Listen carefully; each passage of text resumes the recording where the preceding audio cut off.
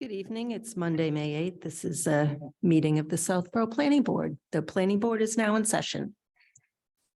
Mr. Stein, Thank you, Mimi. I'd like to make a motion that the planning board acknowledge that this is Mr. Mills's last meeting as a member of this board and thank him. Second, I have a motion and a second. Any discussion? Mr. Stein, So Andrew was actually, you have Andrew to thank for recruiting me onto this board. I believe it was 2014. And I was serving with Andrew on CPC and I think Paul Semino vacated a seat with 1 year remaining and Andrew suggested that I try to get appointed and to fill it. And I ended up having an opponent for that, and it was Mr. Dennington, worthy adversary. Andrew ended up being the deciding vote in that highly contested appointment process. And it has just been such a pleasure ever since then for the last 9 years to have been serving with you. I don't know what I'm going to do now. You know, not only Andrew, have you been, you know, such a statesman and so gentlemanly. You know, I tend to be very blunt and abrupt up here. And I'm really going to miss having somebody who is so pleasant and well-spoken to my left. So thank you so much for all your sacrifice. You put in a lot of time and effort on this board. And you've done a lot of great work in town. So thank you, Mr. Mills. No, thank you, Jesse. You're too kind. I'm surprised you're thanking me for recruiting you too. Yeah. It's been a lot of fun. It's been a lot of fun with everyone throughout the years. So I really appreciate it. So it's bittersweet tonight, but I'm excited for whoever the next person is. You guys are going to have a lot of fun. Ms. Houlihan? yes, thank you. Mr. Mills also recruited me on the planning board 4 years ago. So again, I do thank you. I think this is one of the most collaborative groups, elected boards specifically that really work together. And Andrew, you have been a really important fabric to weave that all together. And I think both navigating history for some of the newer members to be able to kind of pull things in and really helped provide forward direction. So you have been a staple. I do not know what that seat will look like, but you will be sorely missed. And I wish you all the best on your adventures. Thank you. Thank you. And again, I'm surprised you're thanking me for recruiting you. But I'm glad you joined because it's been great. Again, working with everyone. It's been a great board to be on. So thank you. Ms. DeMaria? Andrew, I just want to say how much fun it's been having you on the board. I have a lot to learn, and when I think about how you, how much work that you've done over the years and how you've touched so many parts of the town, not just on this committee, but on other boards and committees that you serve on, it's just, it's astounding, actually. And I've really enjoyed learning from you. I was hoping I'd have a little more time with you. But I wish you all the best. I've really had fun. And thank you so much. Oh, thank you, Debbie. Appreciate it. Yes, thank you, Andrew. You did not recruit me. I'm crushed. But thank you so much. Your vast knowledge has been just so helpful to me since I got on the board. And as Jesse says, that you kind of balance things out. I can tend to be blunt too, but I look to you to kind of balance things out and be more politic and polished. And really gonna miss you and wish you the best. Oh, thank you. It really has been a pleasure working with everyone. And you know, the old saying, it takes a village. It's not just one person. It's been a great collaborative effort across the years. As people have come and gone from the planning board, you know, hats off a lot to our prior chairman. I learned a lot from him too. But it's been very rewarding. I feel like I've gotten more from it than I've given over the years. So selfishly, it's been a lot of fun. So thank you. Too kind. Well, I have to add my 2 cents first. That's all I got. Well, Andrew was on the board when I was appointed as planning board member, as a town planner. And from day one, he's always been the face of a smile when he comes in our office, and really supportive, and you have great wit. You always turn some kind of stressful situation with a little bit of comedy, and it really helps a lot. So in the 6.5 years or so I've been here, I appreciate all the support and to the admin staff that you've given us too in the past. So thank you and wish you all the best luck.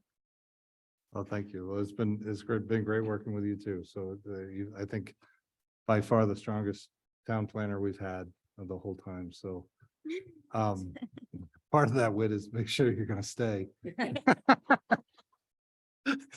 But it's, like I said, it's been a pleasure working with everyone. And I truly have felt like I've gotten more from it than I've given. So, thank you.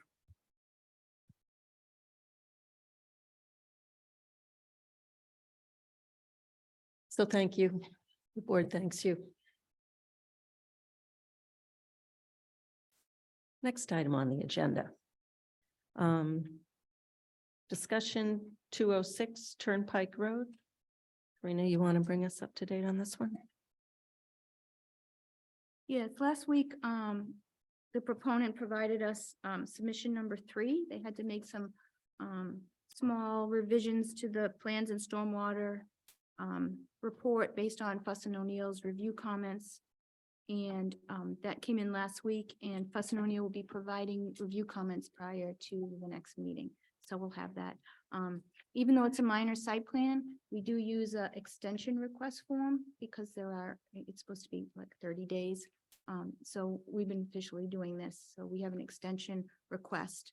And again, the applicant requested this extension without, and to continue the hearing without testimony. This is what Andrew to read.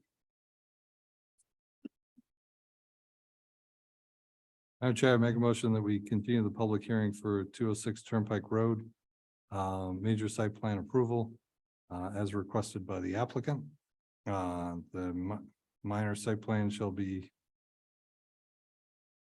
did I say major? No, you said mine. Okay, the minor site plan shall be continued to May 22nd, 2003, with a time for the board shall have to reach a decision on the matter shall be extended to May 26th, 2023, again, as requested by the applicant. Second. I have a motion and a second. I would just say it's a discussion, not a hearing.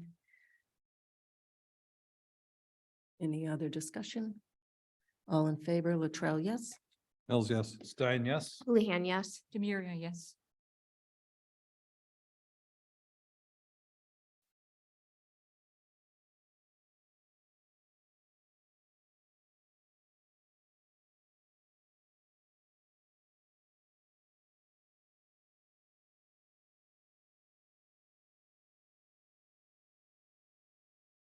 The next item on the agenda is an A&R 250 Turnpike Road.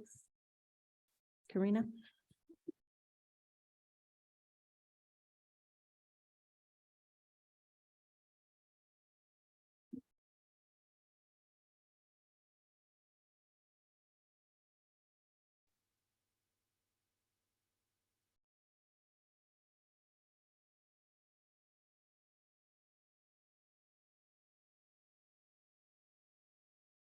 So 250 Turnpike, as you recall, came before the planning board for an A&R. Bless you. How long ago was that, James? About, I think it was February of 2022. Sounds right. To split the existing lot at 250 Turnpike into a northern lot and a southern lot, at which time they ran the property line along the zoning line between the residents, is it A or B? Residence A and the business highway district. So Ferris Development is represented here by James Tetrolt from Azimuth Engineering. And based on some proposal, based on a proposal that you have to add another building there, they rethought the property line and have come back by moving the property line of the northern lot that split the lot further south. So the A&R that you saw in your packets is a new A&R, which will bring that property line further south. And I believe the intent is that when they make a proposal for a contractor bay building, that it will provide them the space to do that without going 30 feet into a more restricted zone, which is a code requirement. So I reviewed the A&R. It was submitted and filed with the town clerk. And everything appeared to check out. They made the revisions that I asked them to. And this is the plan that they're providing for endorsement is what was thoroughly reviewed. Okay, very good. I was just going to add that the plan here is actually an exhibit that we additionally submitted at Corinna's request to show that the proposed lot line would allow, would still have, meet the requirement for the 75-foot diameter circle, being able to pass over at least 40% of the lot's frontage without touching any sidelines, and that the 75 foot diameter circle would be able to pass all the way to the back of the lot. So this isn't the A&R is actually that plan, which is very hard to see from more than about a foot away. So I just left it at the exhibit plan, just showing again that the 75-foot diameter circle requirements are met. Right, and we usually, Very good. and just to recap, we usually require an exhibit like that with the circles when the frontage that's proposed, for example, on Parkerville, gets close to what the minimum required frontage is, because you can't always scale it off exactly, and you want to just be sure. So Right. thank you for providing. It was at a glance not clear that it met that. Very good. Mr. Charbel, do you have anything to add? No, just good evening, everyone. Can you hear me all right, Madam Chair? Yep. Great. Good evening, everyone. Good evening, staff. Thank you for having us. I'm Brian Charvel as the attorney for the applicant. We appreciate Karina's feedback on the draft, and we've incorporated that. So we're meeting the minimums as required. And we're happy to share with you this plan that James has that shows what's on the near horizon. We hope within even a couple weeks that we'll be back before you to talk about a major site plan modification for 250 Turnpike. The work is going well in the office building where you've issued site plan approval to convert to self-storage. And with this plan, we hope to build a second building that similarly will enable storage. So although we had talked last year about the idea of outdoor storage in that eastern parking lot, we're now thinking it'll be contained within this building. Okay. All right, first, let's get through the A&R. Yep. Mr. Mills, No questions. Mr. Stein, No questions. Ms. Houlihan, No questions. Mr. Buria, No questions. and I have no questions. So do I have a motion? Madam Chair, I make a motion that we approve the A&R as requested by the applicant for 250 Turnpike Road. Second. I have a motion and a second. Any discussion? Seeing none, all in favor, Latrell, yes. Mills, yes. Stein, yes? Houlihan, yes. Demiria, yes. Okay, the next item is a discussion item for 250 Turnpike Road, the proposed contractor units. Karina? So to give you a little bit of background briefly, when the applicant came forward with an A&R in 2022, prior to that, they had approached me and were indicating that they might do some additional work at that time, but they weren't sure. And then you submitted an application for the existing office building to be converted to a storage facility. And that went through major site plan approval. There was no special permit for lower impact development because it didn't trigger the thresholds for that, correct? And so that work is primarily on the interior of the building. And they have their building permit to do that, and they're currently in that permit. So when James and Brian came forward with a proposed additional building on the lower eastern side of the northern lot, I should say, on the right side of the plan.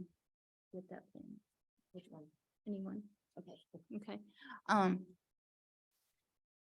Initially, I thought, oh, it should be a modification to site plan, and then I kind of talked to you about it a little bit, and you were coming in for a major site plan, not a modification, and then we kind of reverted back to that. So we felt it best if they present the project of what they're planning to do with this new application, so that the planning board members could give their opinion on should it be a modification or a new site plan. And one of the reasons we were leaning towards modifications because we don't want to lose the conditions of what's currently being done at the site. It's similar to how Ken's Foods proceeded. So we just want to make sure everyone's on the same page with the approach of this application. Sure. If I'll give a couple minute presentation if you'd like of just, so again, we're at 250 Turnpike Road. Sir, Again, the if you could just introduce yourself. Oh, James. sure. Sorry, I forgot didn't to know, ask sorry. you. Sure. before. James Tatro from Azimuth Land Design here representing FD 250 Turnpike LLC, the owner. So again, this is the existing office building being converted to self-storage use. And over to on the east side of that lot is an existing large pavement area. And the intention of the owner now is to install a contractor's yard building measuring 240 by 60 deep on the back of that existing paved area, so that the building would cover nothing but existing paving. So in that way, there would be no change of impervious surface. And I tried to sort of color this up to indicate the new landscaped areas with the horizontal striping that would be created and landscaping areas that would be removed primarily because they would kind of interfere with traffic movements for vehicles getting in and out of here are these few other landscaped areas. And the net change would be a decrease in impervious cover, an increase in landscaped area. And again, we were actually, I think, being especially nice to the abutter over here, Mr. Firebird, by choosing to add some landscape area off the side of his property. But again, the intention is to construct a contractor's yard building. And now in our experience with other clients who've done these, typically you might get an electrician who's using this as their place to store all their tools. In case of one in Sterling, there's an electrician, there's a business that does foam insulation. The other one was a plumber. So at one similar facility. And that's the kind of thing being looked at here. This is typically these are really just storage. There may be a desk or an office at the front. There would be a bathroom. But it really is essentially just a storage space. In this case, utilizing the fact that as a location right off Route 9 with a couple of major interchanges, 495 and the Pike nearby, it's a pretty good spot for a contractor who wants to service a fairly wide area of clients from a somewhat central location. We looked at when we started looking into this concept, because under this paving area right now is the existing septic system serving this site and the existing reserve area shown over here. We had multiple conversations with the Board of Health agent as to how we can handle this. In fact, we actually went out there once and Doug, he asked us to confirm the actual pipes used in that existing system to confirm that they were still in good shape because it had been installed some years ago and he was worried that it was a lesser quality of pipe, vitrified clay or something, as opposed to it's actually PVC and it's actually in terrific shape. But this septic system area was designed to serve about 40, maybe it was about 4,600 gallons worth of flow a day. With this as a self-storage use, that's only going to be a few hundred gallons a day. All of these contractors yard cells or units, again, would only amount to some several hundred, perhaps at most, gallons a day. So what we talked about with the Board of Health is, and to confirm that they would be open to the concept, would be essentially cutting this square of septic system area in half. And because half of that 4,600 gallon system, a system able to treat that much would be a system able to treat 2,300 gallons, which is still, again, much more than the self-storage use and the contractor's yard use would amount to needing. And we had further discussions with him about what would we need to, and we ended up that in order to satisfy the Board of Health, for them perhaps writing a letter to you, we were essentially at the point of creating, just submitting a new plan. And so we agreed that that's what we would do, rather than even ask them to, would you write a letter to the planning board saying, you're on board with this concept? And it amounted to, the requirements were such that it was essentially us preparing a new plan. So that is what we'll do. At the same time, as we file for site plan approval, be it modification or new with the board, we will file with the Board of Health. We just wanted to give you a high level discussion. So I don't think we want to get too far in the weeds now. This is just, again, the concept and nothing's been filed yet. Again, we would use the existing access off of Route 9. There would be no access to Parkerville. We would use the existing septic system. We would make a water connection to Parkerville Road rather than going out to Route 9. There's no water service to this lower area right now. And I can only imagine the insanity of trying to make a water connection into Route 9. And so we think this use would actually have a very light traffic load. Again, the same IT trip code generation rates that apply to this essentially warehouse use actually apply to that warehouse use. 1.51 trips per 1,000 square feet of gross floor area. It's very small. So it'd be a relatively light traffic use. And we can talk about that once there's been a filing, but are there specific board questions at this stage that we might try to answer? I just want to point out that it's industrial zone and residential. I said business highway. So just for the record, it's industrial. So what we're being asked is a new site plan or a modification? Is that what the question? That's the real question before the board, as Okay. Corinna said. I was sorry going into too much detail. I'm compulsive that way. So I That's okay. So you all set? think so, yeah. Okay. Mr. Mills? So are you no longer going to do outdoor storage out there at all? Is that going to be completely removed and it's just a contractor base? Correct. There would be no outdoor storage. This would be, you would have the use of this by card holders to get to units in the building, and that would be it. And are you still going to have a fence completely around there and a gate? We would still have the fence, and that's just really for the benefit of the abutters. As to the gate, I don't know if we've thought that through. Brian, do you have a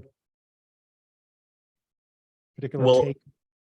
Again, we have not filed anything yet. And so we haven't decided yet if there will be a gate, but seemingly the need for that becomes less so once there's a self-contained building. And you're going to have, is the water coming off of Parkerville? Is that only for the contractor base? Correct. Okay. That's all my questions. Mr. Stein? Yeah, ironically, it's, the details are what would make me decide whether or not this is a modification or a new site plan. So you were doing, in my opinion, the correct approach. I like this board member. Well, I'm staying. so. Good. So, yeah, I mean, if, I suppose if the answers to all the questions are gonna be, we haven't filed anything yet, it's gonna, I mean, I would be defaulting to a new site plan. What, I guess the biggest thing to me for why we would do a new site plan, this is just my opinion, is, you know, for the good of the town and is particularly the abutters in terms of impact to them. Have you guys done a traffic study or? We have not, but again, the numbers will come out extremely light. And At- wait, how did you arrive at that? Well, the building is 14,400 square feet. The ITE, International Traffic Engineers code for a warehouse use is 1.51 trips generated per 1,000 square feet of gross floor area. So you'd be 14 times 1.5. It's 21, maybe around to 22 trips per day is what they're saying this would generate. So I mean, that's extremely light against the background of, you know, ongoing eastbound Route 9 traffic. And to be clear on the question of new site plan versus modification, the intent was not at all to change any of the conditions in the existing approval. The intent is really just to build a second building on the parcel. Right? And just to be, if I may, to be, sorry, James, but the intent is just to, if any conditions now no longer apply or should change, like a access gate, because now there's a building rather than open storage, that they be rationally modified. But aside from that, the intent is to abide by all the existing conditions that are there and add new ones as appropriate for this second building.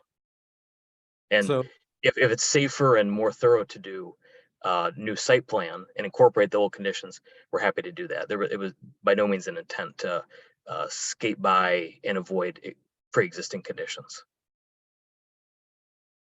so I mean, I guess I'm on the fence, in light of the workload of the planning department and of this board. The more efficient, the better to me.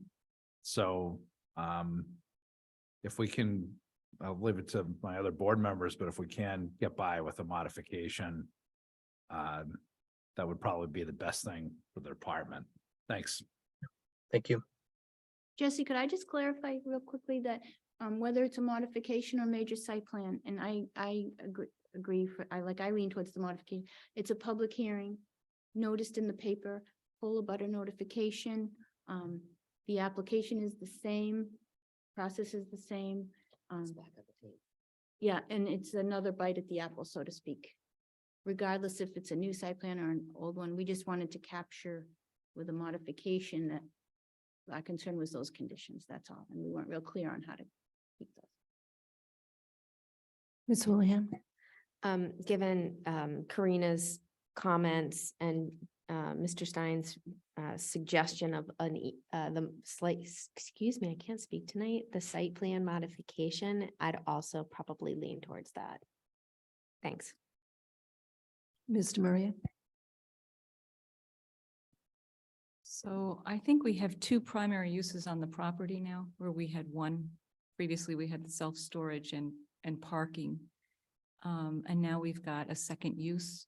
And I think that requires major site plan approval. Thanks.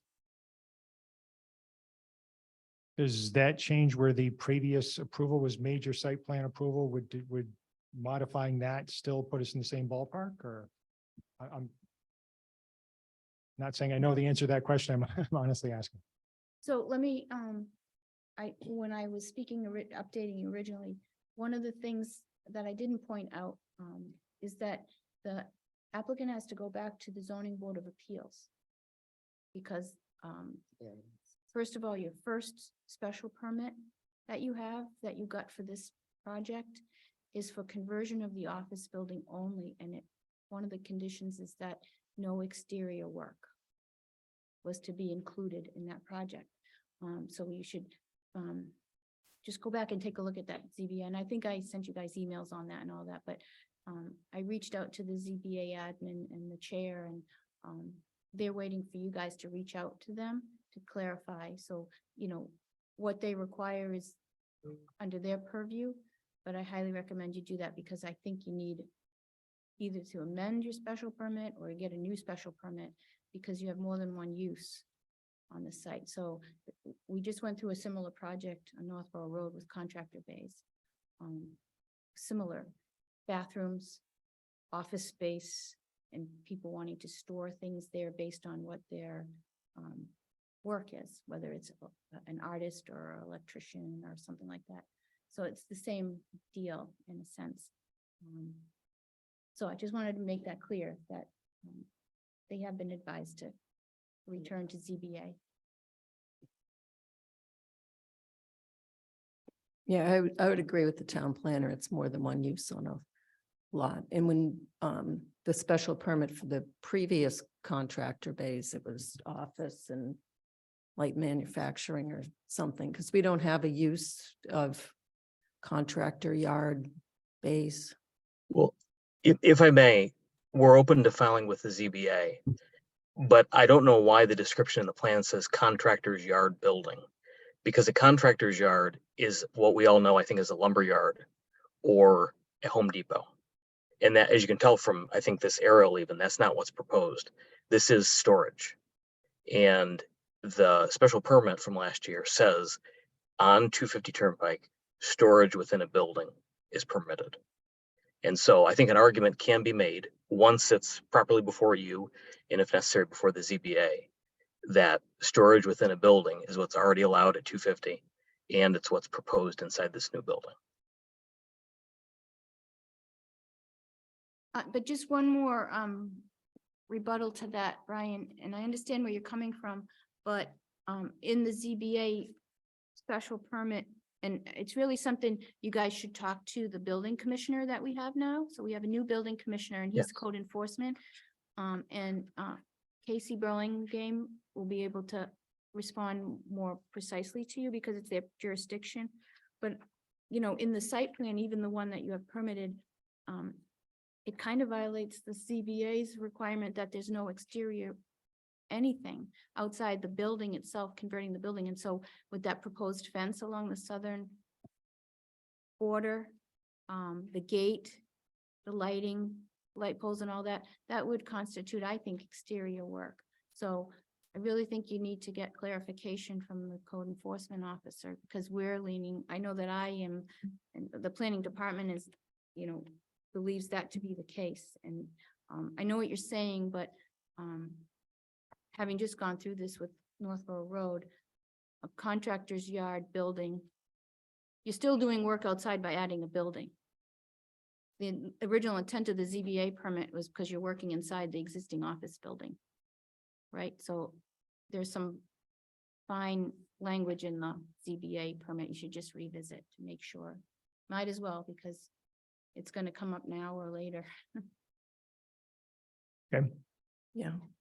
But I would, so modification or resubmittal for a new major site plan is just kind of semantics. I was thinking modification, so it would continue on with what has already been done, because that hasn't been completed thus far. So I think it would be less messy to modify something that's not complete.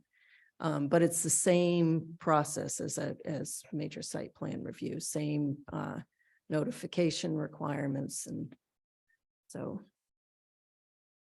I would say modification.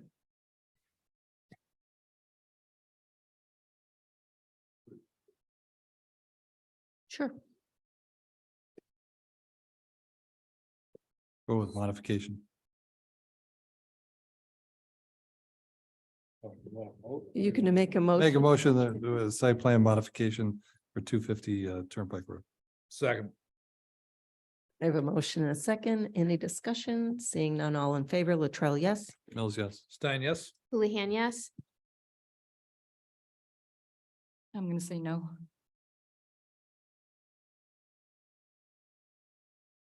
So modification is the majority. Thank you. Okay, thank you for your input and we will speak to the building inspector and we'll pursue this via the avenue you've suggested. Yeah, excellent. And I Okay. would just want to point out that that's the vote of the board at this time. If the plans change or something changes and we need to revisit it, we can always do that too. Thank you. You're welcome. Thank you. Thank you. Next item on the agenda is the public hearing, 241, 245 Turnpike Road, our condos. Oh, sorry, I'm missing discussion item, MBTA communities. Sorry about that. Colleen, did you want to pick up this one? Sure, I can report on, I wasn't prepared with anything, but so Mimi and I had another meeting with the engineering firm Bowler today to go over our results of filling out that massive spreadsheet. And we are in good shape. We did talk to them about being open to other suggestions, because we still need to do a lot of public outreach, public engagement. And they didn't seem to have a problem with changing something around if need be. We do need to wrap it up by the end of June. So we want to have some community engagement times. I guess we could discuss that. So the other thing we found out on the call is that we were asking about phasing, because that was one of the issues with having too many units come all at once. And I guess you can phase through site plan review. So that was a positive.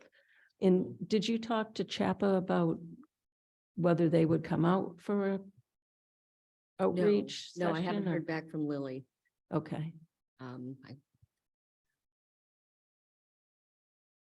So the next thing we need to do is find out from Chapa if they'll come out and get some proposed dates to start working on that.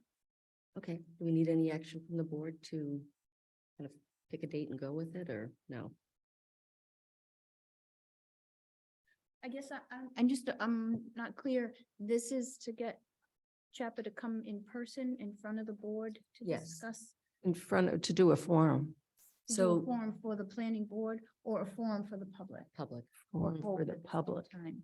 this was part of the second grant that we got for Yeah. community engagement. Mhm. And it says right in the contract that we got that they would be able to give us materials, come Mhm. facilitate a meeting. We don't know how many, but yes, that's part of what they are gonna do. So to be clear, this would be like a forum that we had previously, like with master plan committee, where they set up the senior center and got input. It's not actually, doesn't have to be a planning board meeting No. to make it Correct. happen. It's an outreach forum at some location in town where the public can come in and voice their opinion on the sites that are being selected and what they might prefer, and things like that. Okay. Well, first, just what MBTA communities is, what the statute is, what the requirements are in Southborough Got it. The to first. start. But I would think it would be good if there was a date that planning board members could attend. Oh, yeah, definitely. All right. I think the mailings too, that, just getting the question out there, what is it, starting the, people to ask questions. I would prefer to get that out sooner than later, even without a date. Forum coming up, get them excited. Oh, yeah. Ms. Houlihan. Yeah, just a question. So if my recollection serves me, we had also budgeted with ARPA funds for additional community outreach. So I do think we should consider mailings because people really don't pay any attention to the stuff that's going on our websites or so. Would Chapa be the ones to coordinate that communication, that messaging, website updates, or is that something we would contract with separately using the ARPA funds? Do you mean to actually do the mailings or to? Yeah, to have the materials, to do the mailings that's specific to Southborough, graphics, all that kind of stuff. Yeah, we could certainly contract it out to our local printer. We could come up with ideas. It Perfect. wouldn't be Chapa doing that sort of thing. They have materials to help us through, say, a presentation of how different elements of it will affect the community Okay, and answer, the public's concerns to make it, multifamily can be kind of scary. perfect. And just to Marnie's point, I think we would need some expertise on, how to focus the forum. In other words, we can have print boards and such, but we need someone to say, this is the kind of board that works. This is the kind of information that will draw people to, guide them into, an opinion, so to speak, you know what I mean, regardless of what it is. Some kind of mentoring or, expertise. Well, I would hope that they would come out and do it. So Chapa Chapa. could quite viably be hired to do that. Right now, the work they're doing is under a time and materials grant. In other words, they're providing their support at this level under a grant or a help type of contract. It's not even a real contract. So I think that we could select 2 or 3 different consultants who do that kind of work and see what they think and go with the one you like. Yeah, I would prefer an RFP. I don't think some of those consultants servicing the government industry are very good, personally. Speaking as a Well, consultant what in I'm- another industry. So my only thought with that was that, there's mailings and things that are out there that we have access to. And, we could pick or choose, we could send it out via email and see what everybody likes. But, if you want us to actually do an RFP, I mean, we have the money to spend, but it's good till the end of June, so we need to act quickly. The contracts, the help contracts from the 3ATA grant and the Chapa, I think they want to wind up what they're doing specifically June 30th. But Right. with the ARPA money, it still can be determined. I mean, if we're creative enough in-house, we can, MAPC and there's state information that probably provides guidance on Mhm. do forms like this or do forms like that. But just in case we need that support, we have the funding and there's local expertise, I'm sure. And even after June, it'll be the next fiscal year, and there's tons of money out there for us too. Grant money to pursue. Yeah. Colleen's super at it. Anything else on that one? Thank you, Colleen. Now. Public hearing. 241, 245 Turnpike Road Car Condos, major site plan approval. Karina.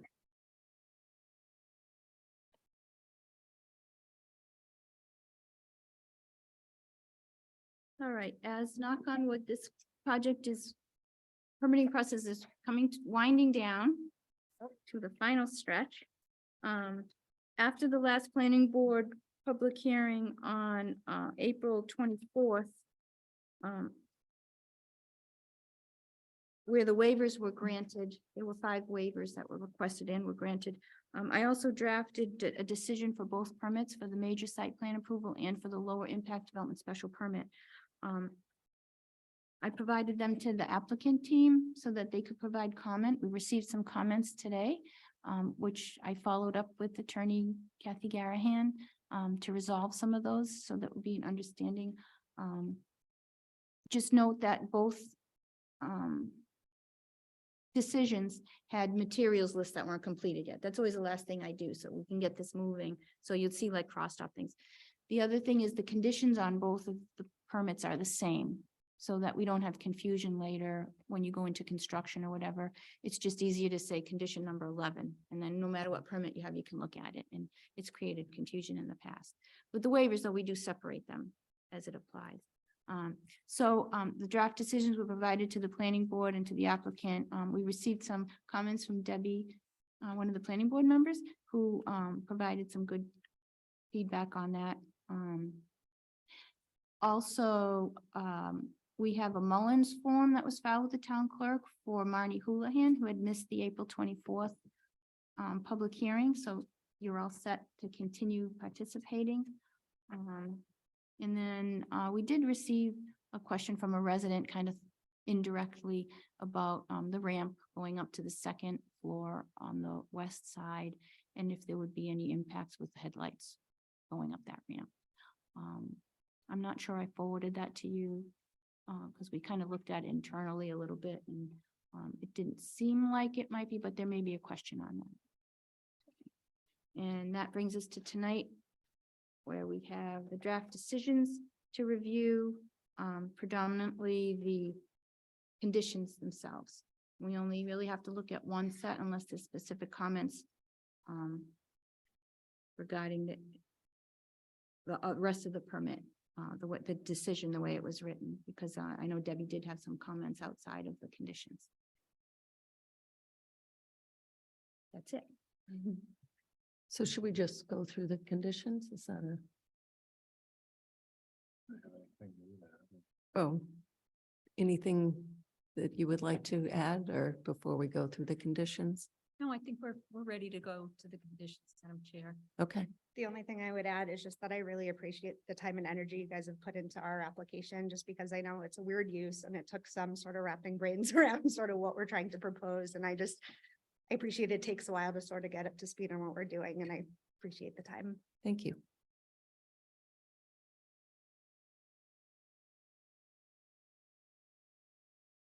So, Colleen is gonna pull up the conditions on the screen of the major site plan draft.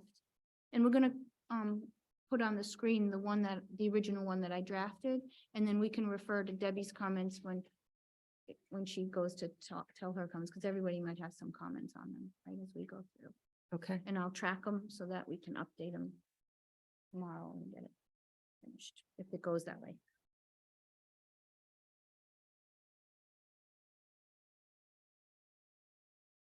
okay, number one.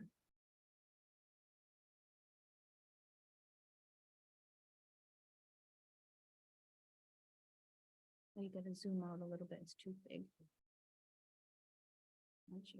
Oh, yeah, that's good. There we go. So number one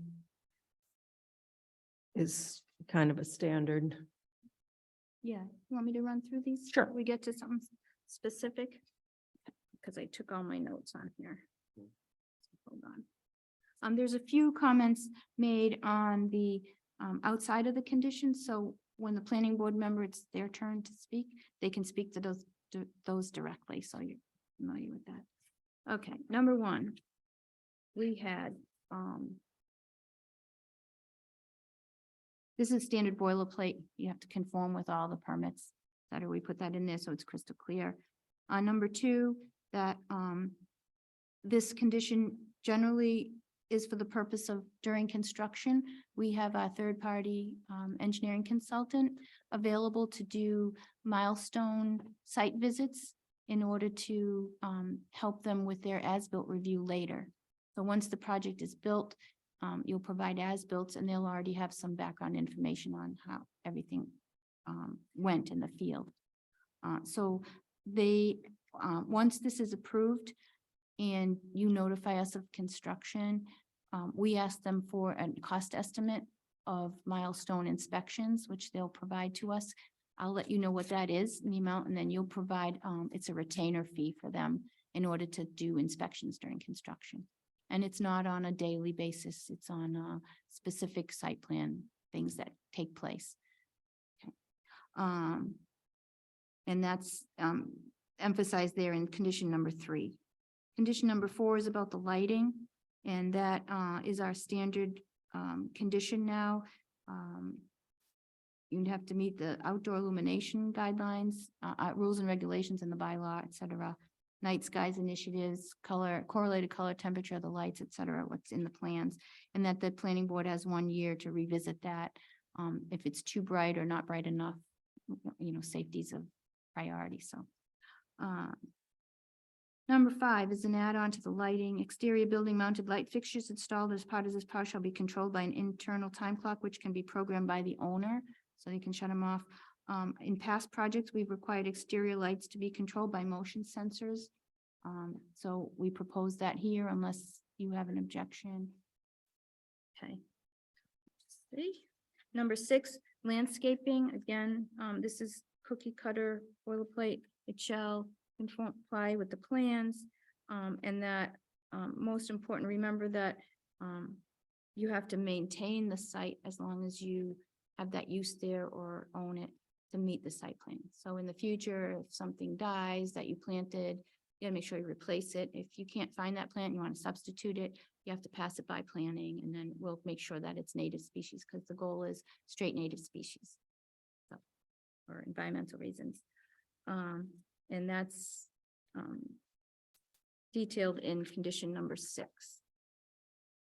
In condition number 7, we have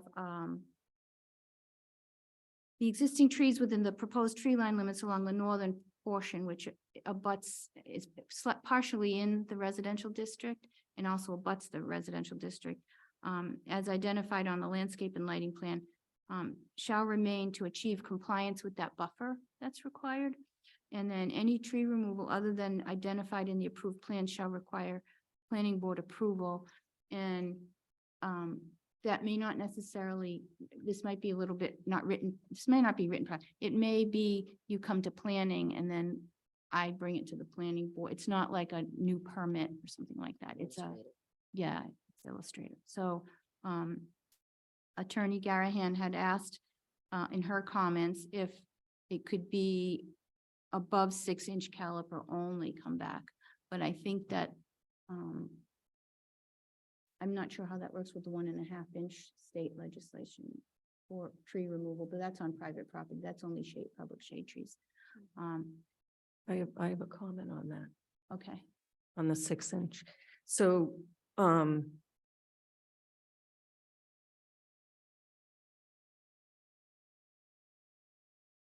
so the remaining tree line that's shown on the plans would satisfy that requirement for the buffer in our landscape bylaw.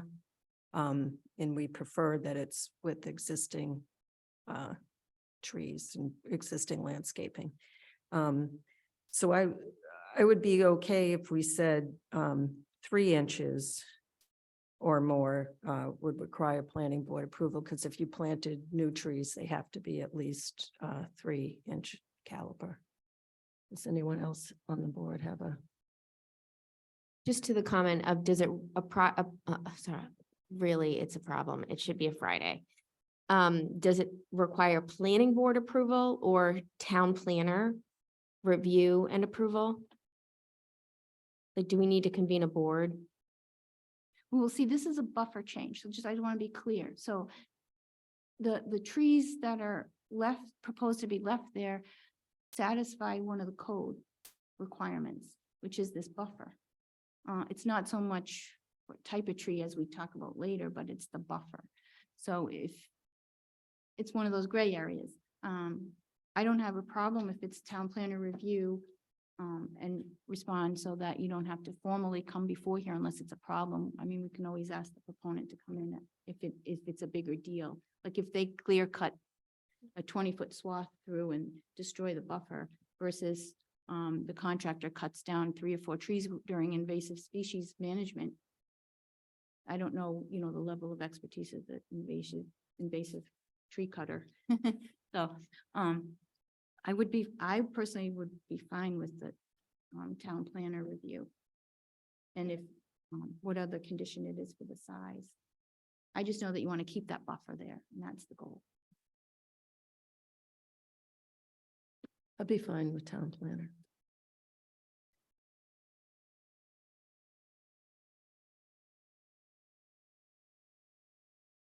Is everyone okay with Oh, yeah, I was shaking my head. You the didn't see. 3? So Mills, yes, Stein, yes, Houlihan, yes, Demaria, yes, okay. So just to be clear, that'll be any tree over 3-inch caliber other than identified on the plan or something to that effect. So any tree removal other than identified in the approved plan shall, above 3 inches in caliber shall read. So if they want to take down any trees that are over 3-inch in caliber, they have to get approval in that buffer, in that. Okay, good, got it. It's very foggy the next day when I go to read it. Okay, anything else on number 7 on the board? Okay. Good. Yeah. Number 8, the planning board shall be notified when the facility will begin operating. After said operations begin, planning board shall have 1 year to review any traffic concerns. We have a comment from Debbie that says there shall be no through traffic onto Parkerville Road north from the site. The geometry of the exit onto Parkerville Road should facilitate right turn only with appropriate signage. Yeah, and if I could just add to that, so this is just suggested language and it's for the board to think about. I was really struck by how willing you were to work with us on the concern that I have and that the board has of, you know, traffic onto Parkerville after hearing from the neighbors. I know that you mentioned that you'd be putting up some signage, that you'll have camera, and you know, I think that's great. I took a look back at some of the situations in town where there are, you know, industrial zoned properties that are right up, you know, abutting residential neighborhoods. And I appreciate that. I mean, I think we should put that there would be a sign, because I think you offered that, you know, that we put up a sign that says like no left turn onto Parkerville or something like that. And of course, this board has talked about how signs don't always work. But because this is a collector road, I mentioned because this is sort of a unique situation in our town, because we have sort of a number of collector roads, which is a number, you know, the connector between 2 numbered roads, Route 9 and Route 30. I was wondering if we could add some language, and it wouldn't be mandatory, but this is actually Mass DOT language about the part about the geometry of the exit should facilitate right turn only with appropriate signage. You know, sometimes you see those exits, they sort of corral you a little bit to one side. So you get the hint, like I'm not supposed to turn over there. And so I was hoping that the board would agree. We can maybe just put in some kind of soft language. It's not mandatory, but it sort of really just drives home the point that, you know, this is an exit to Route 9. And so that would be a recommendation of mine. And I don't know how difficult that is to make, by the way, if there's like some sort of a barrier. I don't mean it to be, you know, a burden or anything like that, because you're very, very willing to, you know, accommodate the situation. But I thought the wording that I came up with is a proposal, and hopefully it's flexible. My only usability concern, and I don't know enough to fully have a response to it, but is if we have a car transporter that wants to come in, that's, you know, it's not just a single car, but it's a bit of a bigger vehicle, like how broad or like if it's already sort of curving, or you limiting their ability to come in and out? And if there's a way, again, I've never designed the sort of ingress into a property before, but if there's a way to have it curved and be clear, but still big enough to accommodate a truck, I don't have Oh, I any see. issue with it. So will they always be coming on from Route 9 and exiting onto Parkerville? So it depends a little bit. The way that the site's set up is that if you're trying to access the first floor of the property, you're mostly coming through the Parkerville exit, because that goes into sort of the entrance on the first floor. And if you're accessing second floor of the property, you're coming off of Route 9, because that's where the ramp is on that level. So the interior ramp is to facilitate easy access if you pulled in downstairs and like want to have your car upstairs, or the other way around. But we tried to make it as driver friendly as possible, to not be making like really tight 180-degree turns or anything like that within the site. No, I mean, I appreciate that, because I can't quite see it in my head, to be I know honest. it's So maybe two-story this is a won't little work tough. after all, but maybe we can just simply represent that you would be willing to put up a sign that's asking that, you know, all traffic go out to Route 9. And I think that is what Yeah. you agreed, Yep. then that would be fine if the board agrees. I think it's on the plans that if there's a right turn only. Yeah. on the Does it say there's a engineering plan. sign? Yeah. On the, plan? Can we put it also in the condition? Sure. Yeah, I'll add that as a condition. We see that in other conditions, just says a no left turn. It'll say exactly what you have here. No left turn sign will be provided at the Parkerville Road exit. Let me just make that.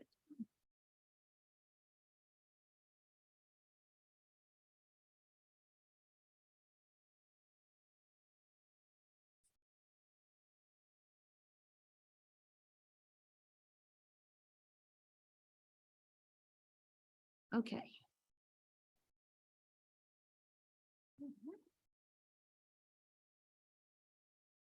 So number 8, we just talked about that one. Let's not go backwards. Sorry. Number 9, prior to the issuance of certificate, the development shall be organized as condominium in accordance with the applicable laws.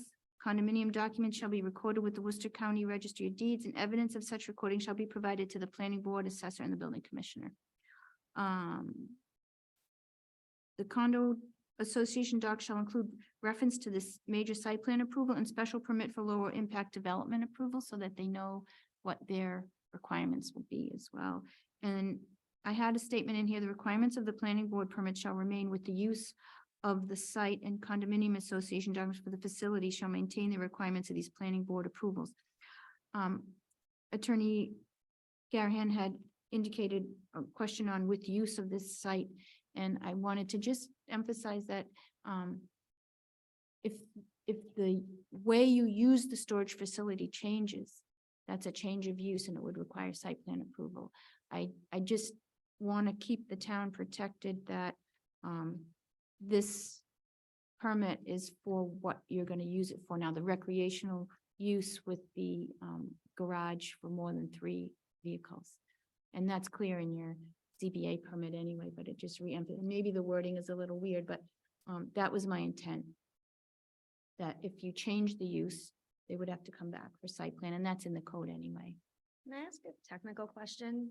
If we have like one condo unit owner who, I don't even know what's a good example, but if they wanted to do something specific, I assume they'd come to the town and say like, hey, I don't even know what, run a consulting firm out of my unit or something, and then they'd have to get approval for their specific unit to do that, or like, I That's think not you the would need intent of an it, but- amendment to your ZBA permits. okay. Because your ZBA permit is for recreational use and the accessory use of the garage spaces for more than 3 vehicles. And that is the intent. I just sort of am trying to figure out if somebody asked the question, whether it's like a just, no, that's not a thing you can do here, or like, here's the process. And I think an amendment, and you'd probably have to come back here depending on the square footage. So Okay. It would be minor if it's under 2,000 square feet. If it's Okay. over 2,000 square feet, or then it becomes a major site plan Oh, that's useful to modification. know. Okay. Yeah, if it becomes a modification, you have to come back as a major, because code says if you're modifying, you have to come back with what you originally process you use. That's all helpful. Thank you. Mr. Stein. So at the previous hearing, I had suggested adding language to the condition regarding the management company retaining control of the HOA. Yeah. Is that something you'd be So okay with? We talked internally about it, the logistics of like, are we comfortable saying that like our specific entity, Park House, is gonna own it forever and ever? Like hopefully 75 years from now, I'm not the one managing this property anymore. So how do we manage the like committing to it without sort of tying ourselves in forever? So we were wondering whether proposing that the condo association has to be managed by a professional property management company, so that at least you're dealing with someone who like you have one point of contact, you sort of have someone to be addressing if something's happening on the property that you need to communicate with, like, does that check the box without not letting me ever retire? It pretty much does, as long as it's clearly stipulated that the bylaws, the rules that we've agreed on in these order of conditions can't be changed. Well, so that regardless, I think if like the approval relies on these however many rules that we've already committed to, those will be a different sort of category, and the condo rules and regs than whatever else we decide to put in just for sort of a regular condo rule. So you're saying it'd be inherent and we wouldn't need to put something in the condo docs? Sort of It's the like, other to way me, around. No, like so to if you say- sell this business. Yeah. The people that buy it may not reference back the original decision. That's why I'm thinking we should have something in your condo doc. Yeah, no, almost the other way around, that within the condo docs, there's like, here are the rules that you're not allowed to change no matter who you are, no matter how many votes you get. And here are the other rules that are like, don't play loud music that's annoying to your neighbor, whatever it is. Okay. That's like, So this. do we need any additional language in the condition? Probably to clarify that, because we don't always have town council review the condo association documents. Usually that's with a 55 and over development or something to that effect. That would be how planning would be affected. So I think that the requirement that the permits are referenced in the condo docs has some strength, but it may not be ultimately clear to the next person or to the condo owners. So we should come up with a phrase that says what you want to say. And we'll put it in. Do you have any idea of how we could phrase this? Well, so if I may, the next paragraph where it says assure the private maintenance, like that may be the place to do it, like shall ensure the professional maintenance, you may want to say. So do you want to make sure that it's a professional it's managed by a professional property management company? So if you go to sell that or whatever, can you legally do that in a deed or the condo declaration? And the fact that it's a separate and distinct entity from the owners that comprise, the member of the HOA management company, because you guys will not be a stakeholder in your own, right? I mean, there's some chance my father who is within the company will want to buy a unit, but they're separate. separate entity. Separate, yeah. Right. I'm not sure you can dictate ownership, like, it's. come up Well, but we're talking before. about management Right, and saying it's not it's not an owning entity. A separate entity must be a professional management company that will abide by, these conditions in perpetuity. It's not comprised of any of the owners of the condo units. is that legitimate? I don't know if that causes a problem later. All around. I'm hesitant to go into that level of detail, about who can own a unit. That's was my thought, that you can't tell someone who manages they can't own one of the units. You can say, we want a professional management company to manage as long as this use is taking place because of the type of use it is and what the units have in them, like bathrooms and all, and you don't want people living there. So professional, but I don't know if you can say, you can't let that person own it. Hmm. If they just want to own it and lease it, you know what I mean? You can say you can't do welding there, or you can say, you can't have a restaurant there in one of the units. And we kind of say that with no business, can't have businesses there. But the idea here is that it's managed by someone who knows what they're doing and will hold to the rules. So if that's appropriate, we could put that in there. Like your first statement was a professional you said, the condo association has to be managed by a professional management company. Now, whether it's the owner or a third party, Okay. they have to understood. be, and then what's professional mean? Is there a certification for a professional management company? There is no way to gauge that. Ms. Houlihan.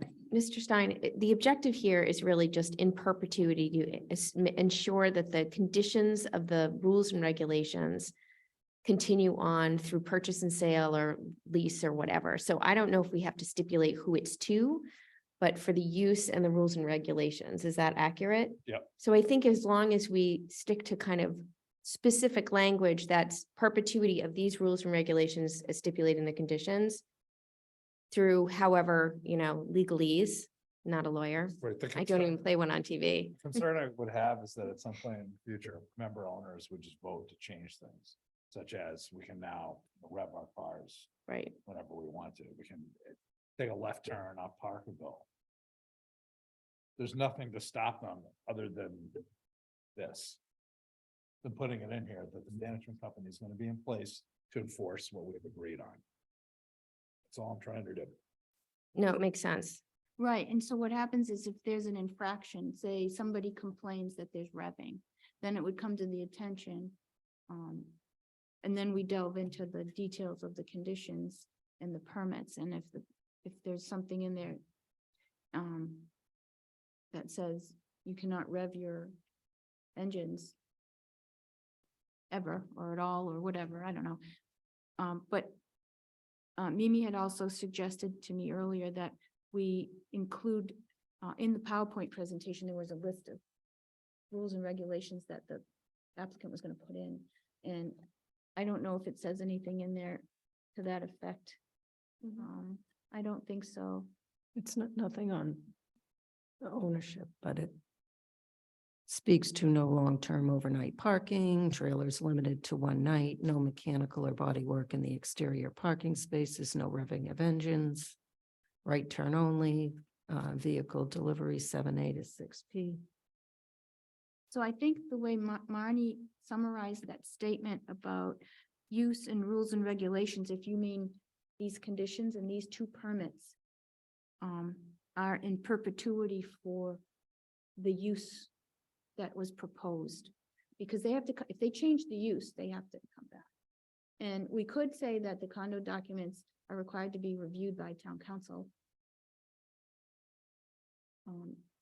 But then we have to show town council what we want to say here.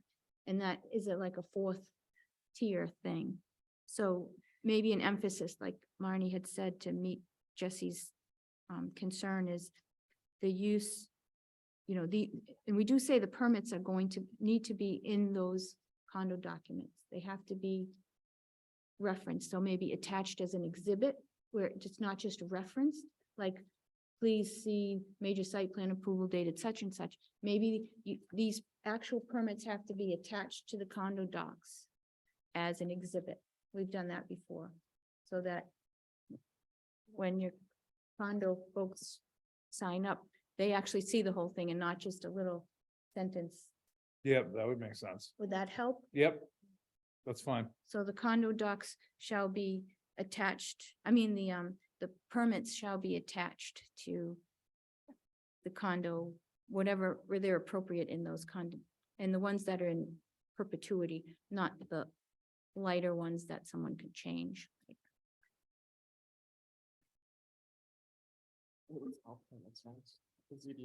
Yeah, it should probably be all the permits. You should probably have the ZBA one in there too, just for, Everything that made it happen. yeah, okay. All our hard work. So we're gonna say,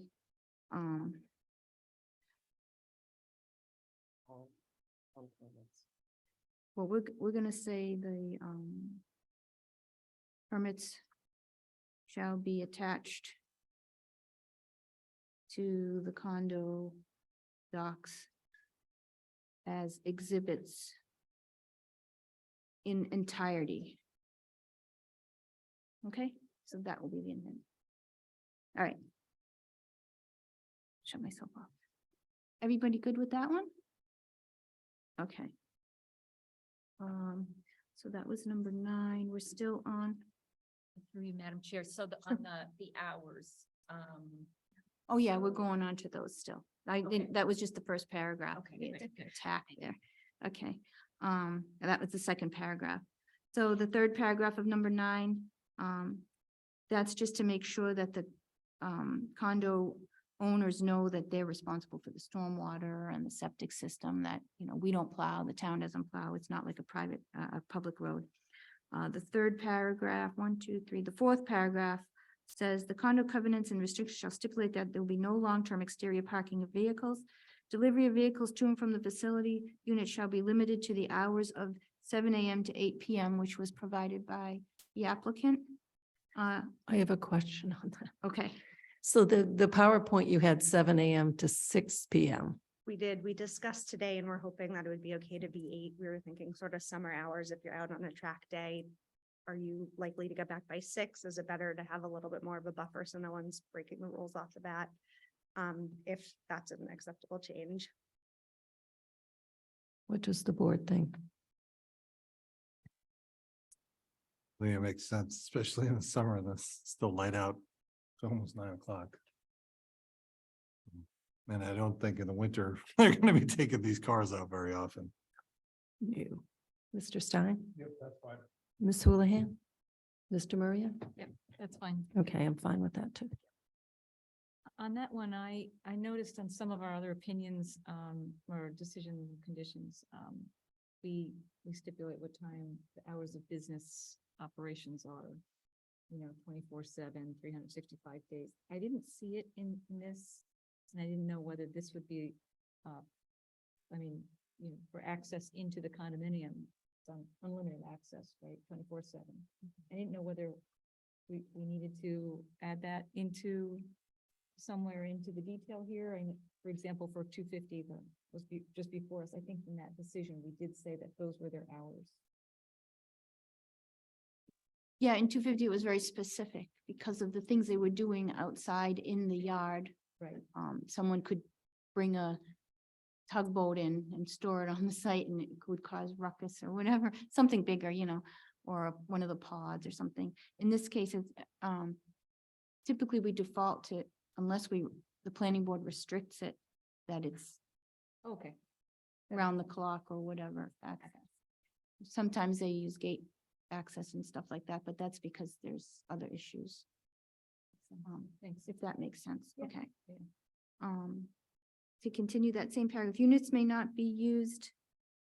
And that addresses, Debbie, your comment that you had Yes. kind of bulleted there. Yep. Units may not be used for residential use or business sites of the owners which are open to the public. And I think in one of your comments, oh no, in the findings, earlier in the permit language, Debbie had pointed out, do we need to say no bedrooms? And I think that's residential use as a bedroom. I think down below it says residential. Yeah. Yeah. Okay, so we'll leave that as it is, but we may tweak the findings, right, where we talk about what's proposed. And then, Attorney Kathy Garahan was kind enough to point out in her comments to add that the applicant shall obtain off-street parking for any event for which parking demand will exceed the on-site off-street parking capacity at the property. So I've included that in there because that was mentioned at a prior meeting and that was a very good point. Thank you. And then Mimi suggested that we include, like I said, the items in the condo rules and regs from the last meeting's PowerPoint presentation. And do you have anything to add to that, Mimi? Or do you want them verbatim? No, I think the no long-term overnight parking's already there and the vehicle delivery is already Yeah. there. And the time for hours for, yeah, that's already there. And the residential. Premises may not be used for residential purposes. That's already. That's already there. I do have a question on parking. I can just ask. Sure. I don't see electrified or EV parking on the plan, but I know you mentioned probably would have it. Does it need to be on the plan or mentioned? I don't know if there's electricity that has to be brought in, if it's noisy. I really don't know. So Yeah. my expectation right now, knowing that maybe could change, is that people that want it will put it in their units because it's actually garage units in the interior for those that need it. There's, this is not really like open to the public park in the exterior. It's for people that are coming in and parking a car where they're going into their space. So they'll be able to be set up for EV inside if they need it. Okay, I think you did tell me that. I'm sorry. So I was thinking maybe guests, so you won't have anything in the parking area, but it's more for the owners of the units. Okay, that's good. Thank you. Right, because how would you meter it? The landlord would have to pay all the time for that. So you're good with that, Debbie? I'm good with it. I think Because those- that was one of your comments on that one. Yeah, that's all. Okay. All right,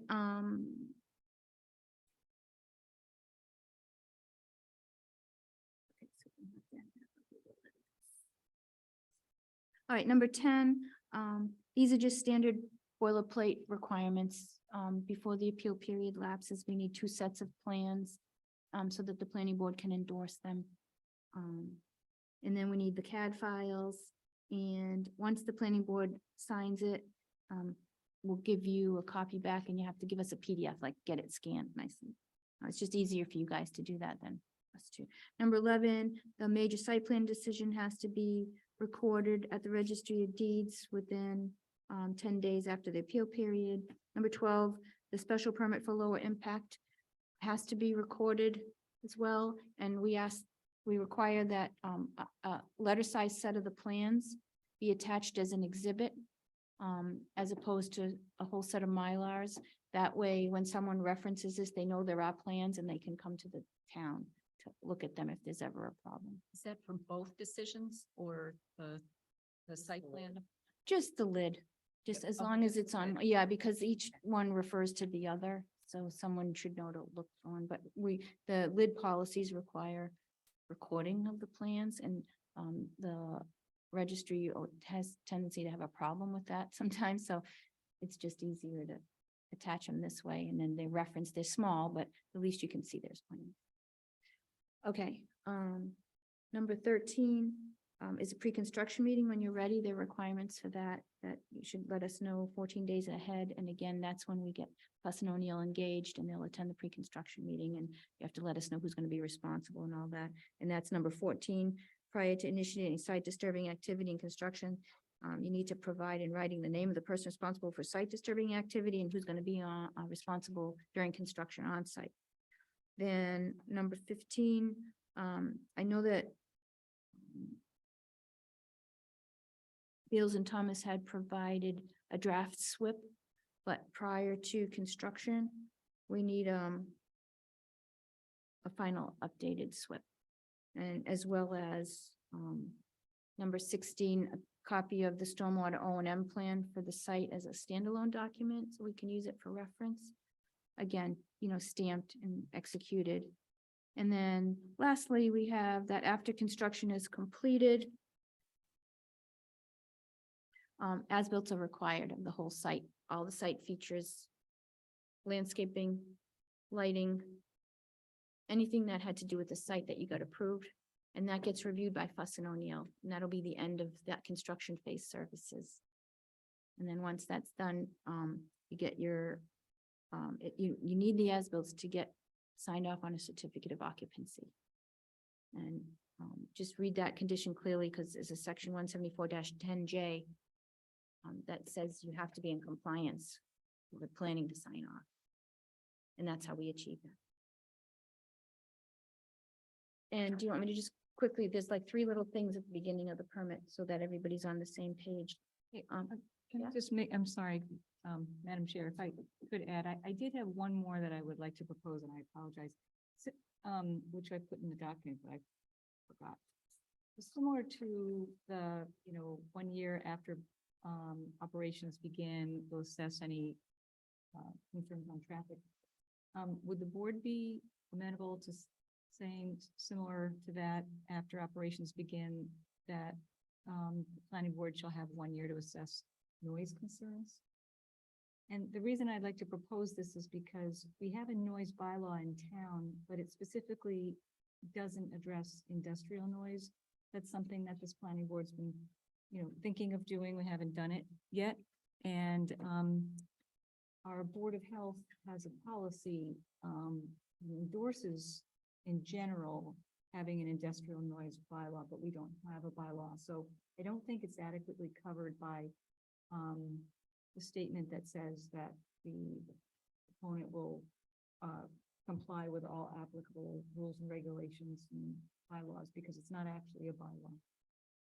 So I was just wondering if the board would do that. And in general, this has nothing to do with your site, so I hope I don't offend you, but I just think that, again, because a lot of our commercial industrial areas are so close to butters. I think it's just something that I'd like to start putting in all of the decisions, but as a condition, if the board would agree. Yes. So would that be added to number 8, where it says traffic, and then also add noise? Is that what? Sure. Would that work? Can I just ask, and I and I apologize, I feel like I always preface with, I have no idea what I'm talking about, but we're right on Route 9, so is there any, I don't know, consciousness or whatever that we're already on a loud, busy road and any concern that noise from there gets attributed to us, or like just how to sort of protect ourselves a little from the fact that it's like, it's Route 9. So I'd just like to add that the question would be, to what standard would they be held? Because if it does become a problem, it will culminate in a big effort on both parts. So if we say, revisit the noise, but what is enforced, what's enforceable? And I'm not, and Debbie, I appreciate what you're saying, because I'm not trying to go against what you think here, because I think noise is irritating to all different people and different scenarios. But I just want to be careful what we put in regarding noise, because where the jurisdiction lies and what standard would we hold it to? Because then someone could say, well, that noise bothers me, and well, is that the level that you then enforce to? I don't know. I just don't know if it becomes a problem. Yeah, I mean, I was thinking like police complaints or Board of Health complaints or something, revving of engines, which, we don't think it's gonna be a problem, but But what would you measure it to? That's all. Like, when you have good faith applicants, like in some of the situations we have like this one, you never know what happens down the road. I just don't know how you would define it. We say with lights, we have a guideline and it says, you need this color, temperature, and this is all what you can do with the lights, and here's the threshold that triggers it. But what's the threshold that would trigger it to be a problem? And how do we gauge that? I mean, something maybe we could do more detailed with a bylaw in the future. I don't know. I don't know if it's under our purview when you already have us. I'm talking, I gotta run on sentence because I'm struggling with it. it's a So- difficult topic. I'm working on a proposed environmental controls bylaw, which would be for industrial noise and vibration and odor, and encompasses something like that, but it's not been to the board yet. So this town doesn't have, a bylaw that covers that. So I don't naturally know, to be honest. I'm not suggesting there should be monitoring or anything like that. I just, think that maybe after a year, we could see if there are any police reports or something like that. So Debbie, you don't think our current noise bylaw would cover this? Doesn't. No, it's for Well, it says- residential only, the industrial, It noise. says exterior noise standards, unless further defined by standards of this bylaw, it shall be unlawful for When it went to the version that. for was any passed- person or any location within the area of town to create any loud noise or allow the creation of any loud noise on property owned, leased, occupied, or otherwise controlled by such person which causes unreasonable disturbance beyond the property line. Well, I mean, I hope it applies, but from what I understand, when in the industrial noise portion of that bylaw went to the select board, they took it out so that this is really for residents only. And then it came back. It doesn't read like that to me. So perhaps they had a more specific section that addressed industrial noise that they took out. But this generic language seems to encompass noise. Well, I hope so. I think that the Board of Health would disagree. They came up with a policy because they felt that they didn't have the protection under this bylaw. So anyway, it's still something, I think that's a little bit in progress. Does it hurt to put it in that, we would assess after a year just to see if there's complaints? We already have that. It is? Microphones? Where is it? Which condition? That it shall comply with all bylaws. That we can come back, we have a year to review things. So if there's issues, we can bring it back within a year. Right. I'm pretty sure. I think it was just for traffic. Back in here, Traffic and lighting. and lighting. That's Yeah. right.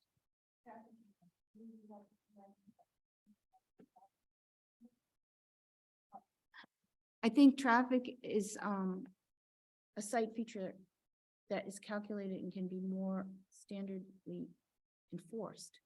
I just don't think, I would be careful regulating something if we don't have a regulation yet. So you would tell them they have to be regulated to something and someone could complain, but there's no go-to place to say what level triggers that. There is in the general code,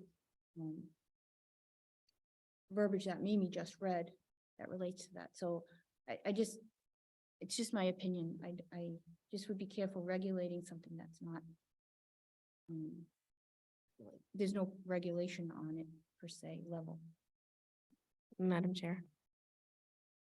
Yes, So just to respond, so, Ms. Demiria, I completely appreciate the recommendation. I think it's undue request onto the applicant because to Karina's point, we don't necessarily have a baseline to start from. And so that requirement would almost require like a sound study and to be able to do all these things to appease a threshold.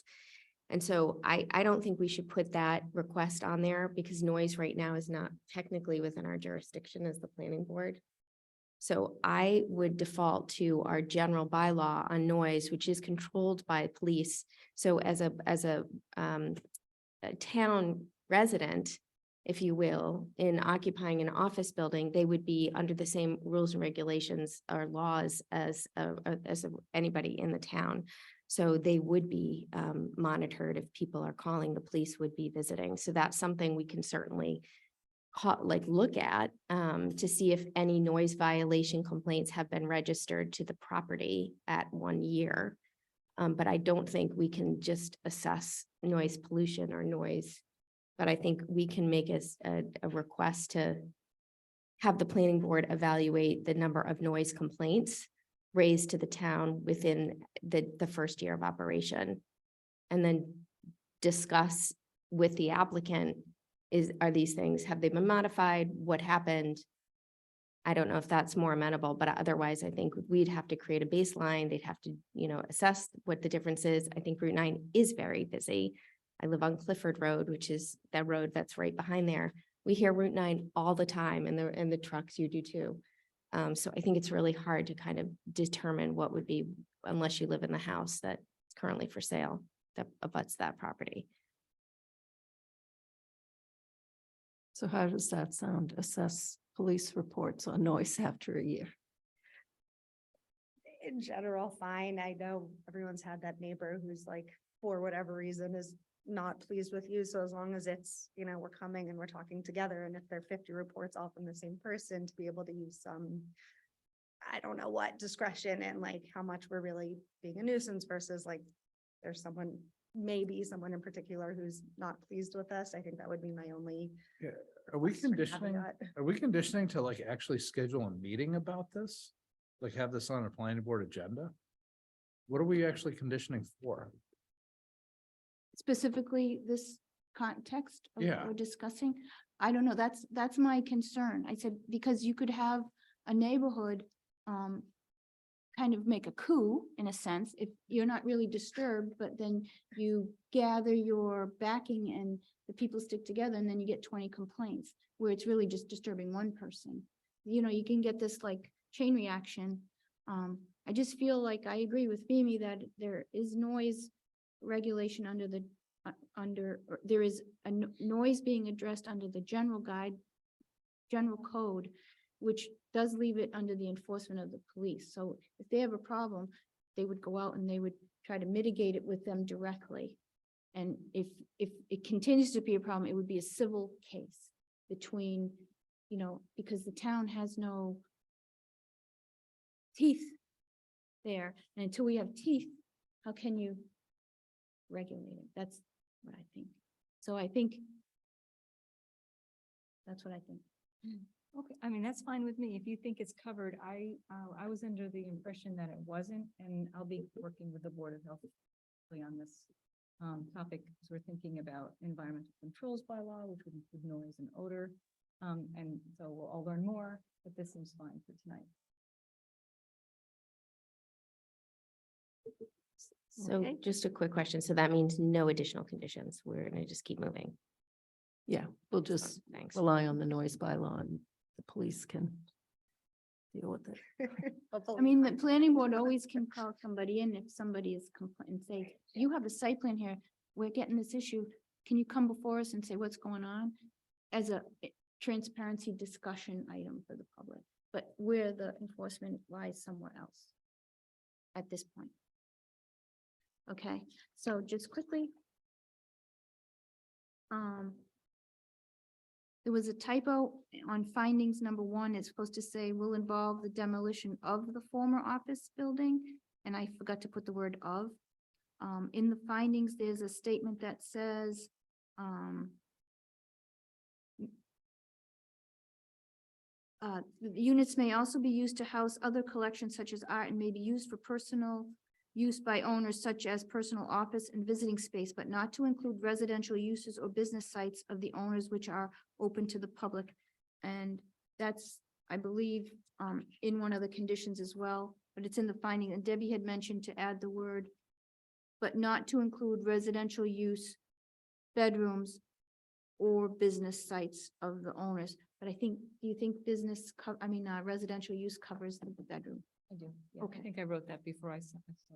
Okay, when that same thing happens to me, but I appreciate you picking up these things. Kathy, are you okay with your question regarding the waiver and the third waiver was from existing trees of 6 inches in caliber? Yeah, I mean, the bylaw had a more specific finding that they asked the board to make, which was that it related to either public health, access, safety, or identification of the premises. Mhm. So I didn't think just saying in the public interest and not inconsistent kind of met that. Are you talking about the third waiver, right? I'm talking about, yes, so 174.13H. Yeah, and so it says, this is the italics is what is provided by the proponents team, whether it was David Lapointe from Beals and Thomas. It says the applicant has requested that 4 trees, 2 6-inch caliber and 2 8-inch caliber located within the 25 feet of Route 9 be removed for access purposes. Yeah. So I thought that was what that meant, the So if access. that's, I mean, if that's, And that's what was voted on, and I think the intent is there, okay, all right. okay?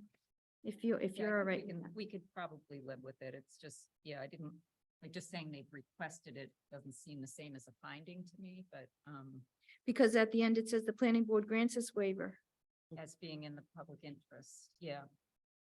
I mean, we can get away with it. Okay. It's sometimes very literal. But Yeah, I know the waivers, feeling. I get there myself. And I think that was it.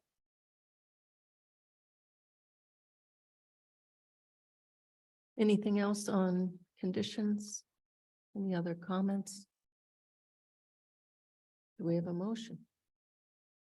Oh, public. Is there anyone in the public that has any questions? Anyone in Zoom?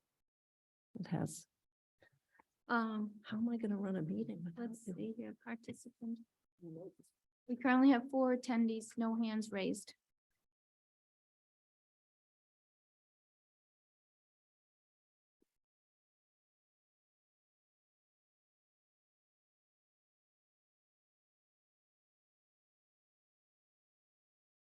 Correct. The waivers were all granted at the last meeting. There were 5 of them. So what you read is what's accurate.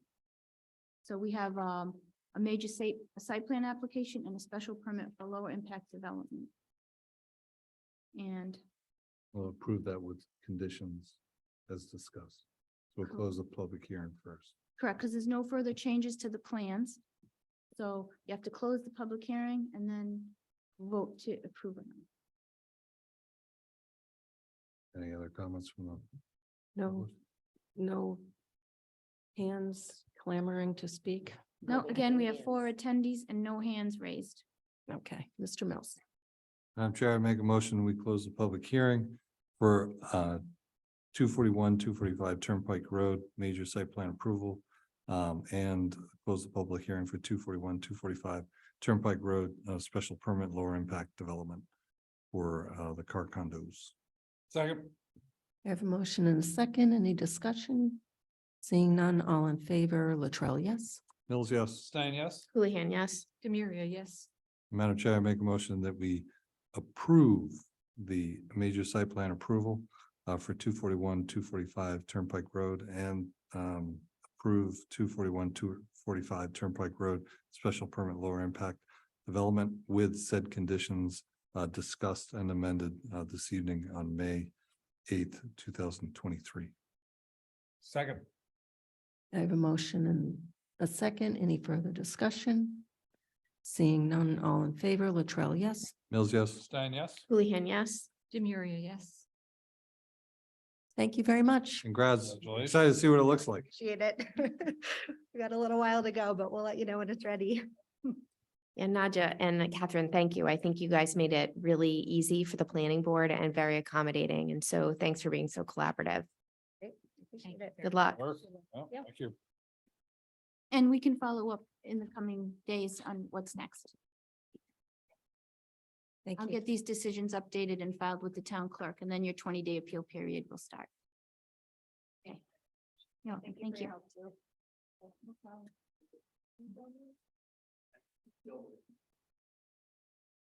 The next item on the agenda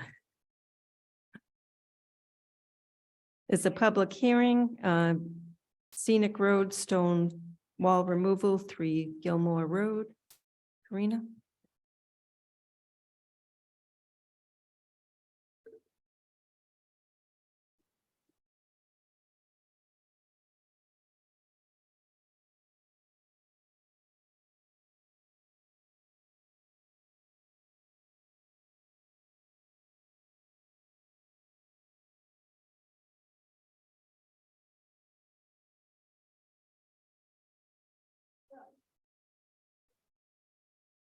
Thanks. So we received an application for scenic road stone wall removal at 3 Gilmore Road from Mr. Paul Colonelli, who's present this evening. That application was filed with the town clerk and posted in the newspaper on April 24th and May 1st to accommodate a public hearing this evening. I have to read the public hearing legal notice. This is a legal notice, public hearing for scenic road stone wall pursuant to the provisions of Massachusetts General Law C40, Section 15C. The Southborough Planning Board will hold a public hearing on May 8th, 2023 at 7:10 PM in the McAuliffe Hearing Room located on the second floor of the Townhouse, 17 Common Street, Southborough, Mass. 01772, and via Zoom platform to consider the partial removal of the stone wall at 3 Gilmore Road, scenic road. The request for stone wall removal was made by Paul Colonelli, 3 Gilmore Road, for additional driveway access. A copy of the plans and application can be reviewed at the Southborough Townhouse in the Planning Department during normal business hours or on the planning board's webpage at southboroughtown.com/planning-board. Any person wishing to be heard on the proposal should appear at the location and time designated above or can access the meeting remotely at www.southboroughtown.com/remote meeting. Sincerely, Mimi Luchow, Chair, Southborough Planning Board. We also received a letter from interim DPW Director dated April 13th, 2023, actually to Mr. Colonelli regarding the curb cut at 3 Gilmore Road. And they indicated that he had no objections or concerns about the location of the curb cut. The curb cut meets site distance and requirement for traffic standards, which was provided by Mr. Abdul Al-Khatib, who is the interim superintendent of public works. And so it's my understanding that this is an additional curb cut for access to a barn at the rear of the property. That's correct. Very good. Thank you, Karina.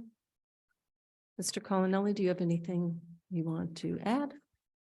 Not really. So So it's just a additional driveway access. It's tough to get to I have like a stone driveway to the right of my actual paved driveway.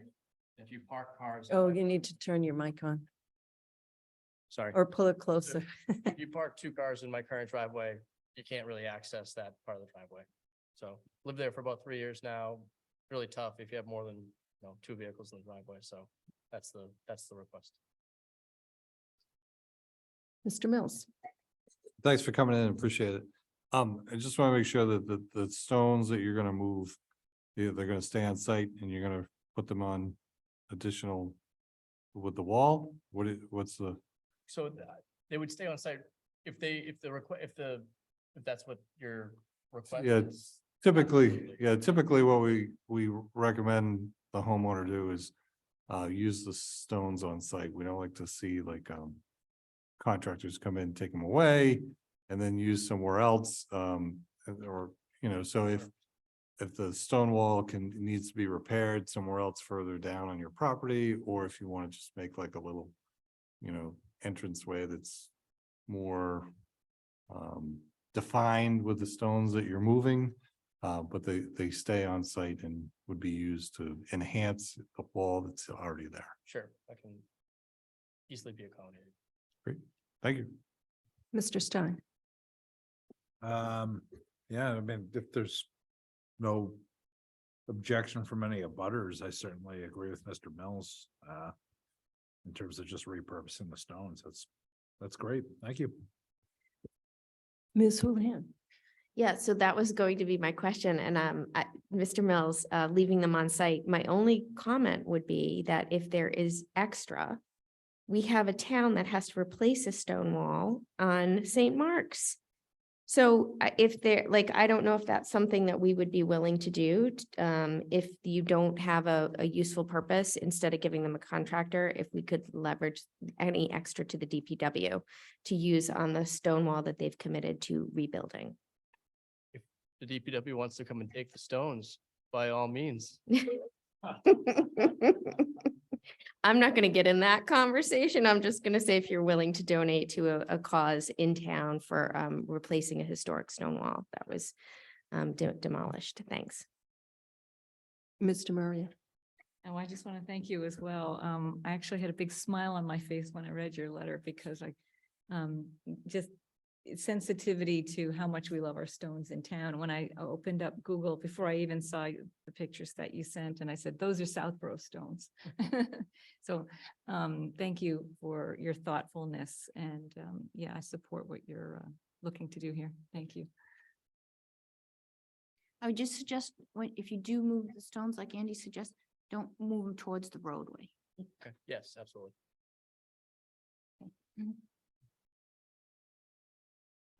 Thank you. Yeah, if you could, so the stone walls could use a little love there. Yes. So if you want to, you could clean them up a little with the extra stones, that would be great. Otherwise, I have no objections. And would have to cue in the select board that we're getting a donation of stones.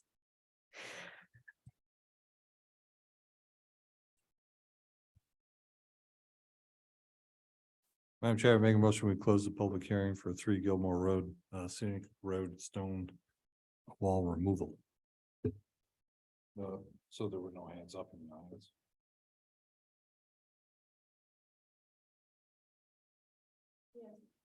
We currently have 3 attendees, no hands raised. Second.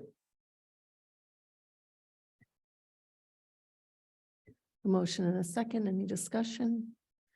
All in favor, Latrell, yes? Mills, yes. Stein, yes. Houlihan, yes. Demiria, yes. Madam Chair, I make a motion, we approve the request for scenic road stone wall removal as requested by the applicant to have access to his barn. Second. We have a motion and second. Should we say with the condition that the stones be used on site, or is that? Well, with the condition that the stones stay within either on-site or gifted to the town. Sure. Second is amended. A motion and a second. Any further discussion? All in favor, Latrell, yes? Mills, yes. Stein, yes? Houlihan, yes. Demiria, yes. Thank you. Thank you so much. Sorry for the long wait. Next item, public hearing, 4042 Central Street, major site plan approval. Karina?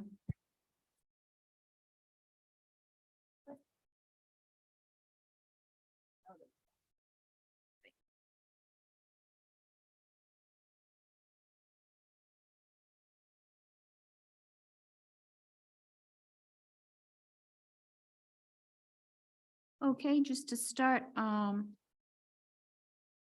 we have a Mullins form from Marnie Houlihan indicating that she caught up on information from the April 24th, 2023 public hearing when it was opened.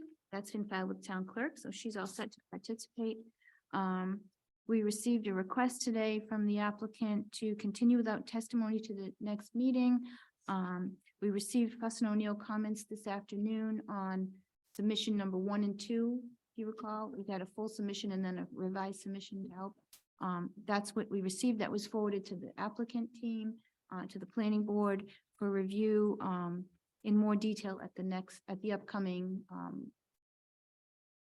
May 22nd planning board meeting. Is it 22nd or 23rd? 22nd.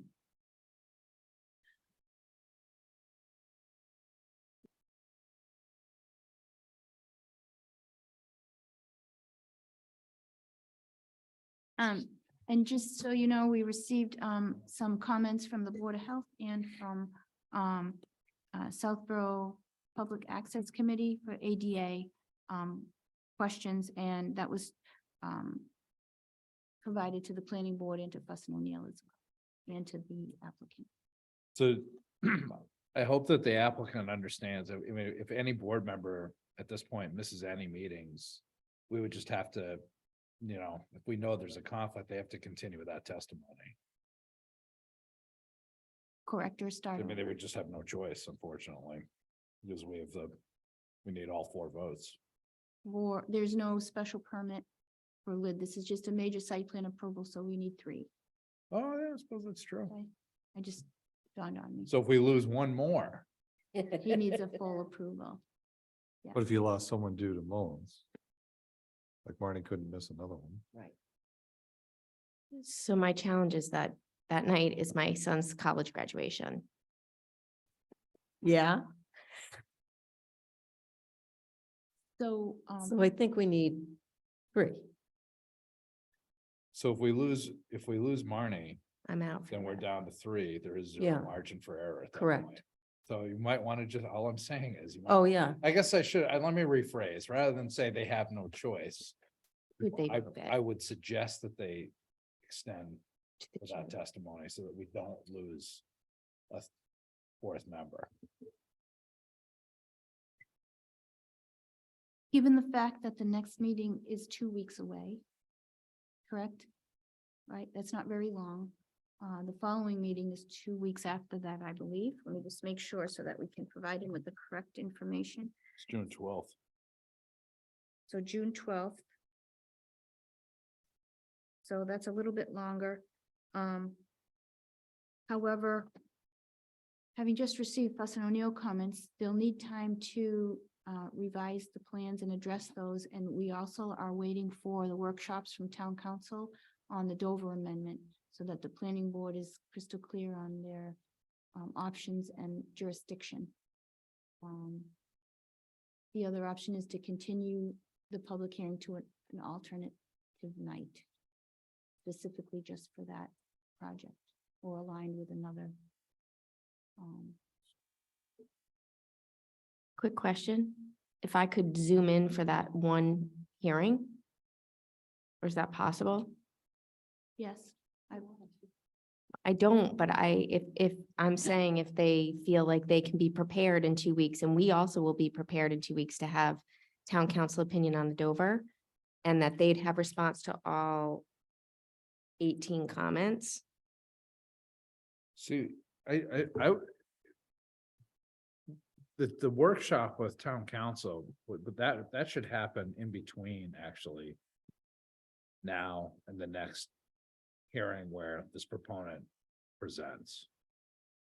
We've been working on that. So to me, it would only make sense anyway to have this continued to the 12th of June. And then hopefully town council can participate in the May 22nd meeting. We can be prepared. Ms. Houlihan can watch that on YouTube. Get the same impact. Or let us know what questions you have. We can ask them. The only thing is that's beyond our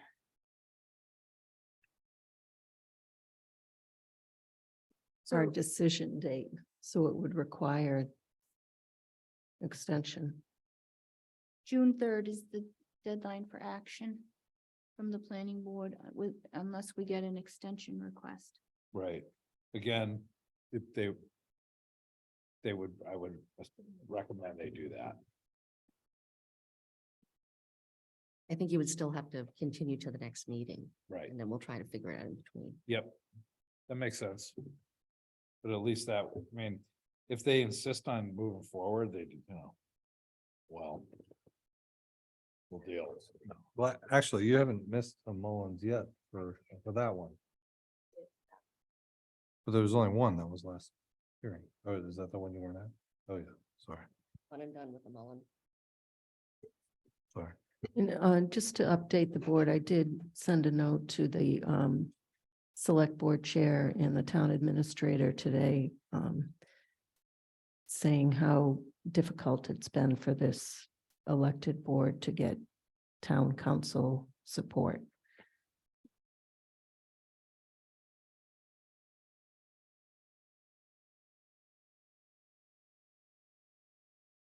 You want a motion to continue? Yeah.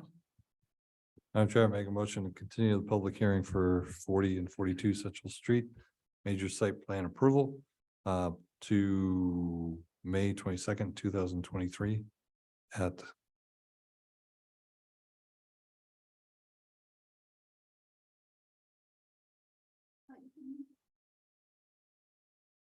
Sorry, you could move that public hearing time frame up to this 7:05. 7:05 PM.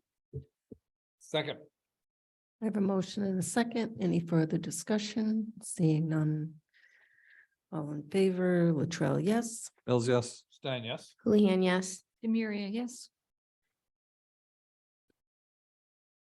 And we'll just see where it plays out and figure out what to do when we get closer, Yeah, I once do I have it talk on to my Michael calendar. Weishan. Yeah. Mhm. Next, planners report.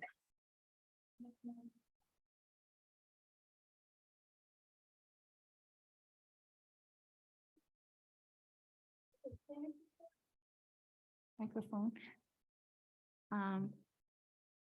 Okay, so, for fiscal year 23, we have, 10 open space locations for our annual inspections. We provided those, I provided those to, Open Space Preservation Commission Chair and to Conservation Agent Melissa Danza and Freddie, for review, and they agreed that was fine. I also passed them by, Mimi as the chair to make sure there wasn't anything weird. We are in the process of writing a contract. The contract formats have changed. There's a policy now that we have to use this contract that was created by town council, which instead of our 2-pager is now like an 8 or 9 pager. So it gets a little complicated. It's not super difficult. It's just a lot of scary stuff in there. So I'm working on that draft, and typically what's happened in the past is that Mimi will finish looking at it with me, so we don't have to come back for planning board approval. But Mimi actually signs the contract, and it is very similar in context per se as the prior one. We picked 10 locations, 7 are a given. If there's leftover budget, we have 3 extra ones in case they can continue. They'll provide a substantially complete report by June 30th. And then typically, if we run out of time, we have an encumbered amount for a planning board presentation in the summer or early fall when their workload has decreased a little bit. So that's the plan, and we just wanted to let you know if you're all on board with Mimi continuing to review that contract with me, and we'll get it executed. Mr. Mills, Mr. Stein, I'm in favor of that. Sure. Ms. Houlihan. Yes. Mr. Maria. Yes.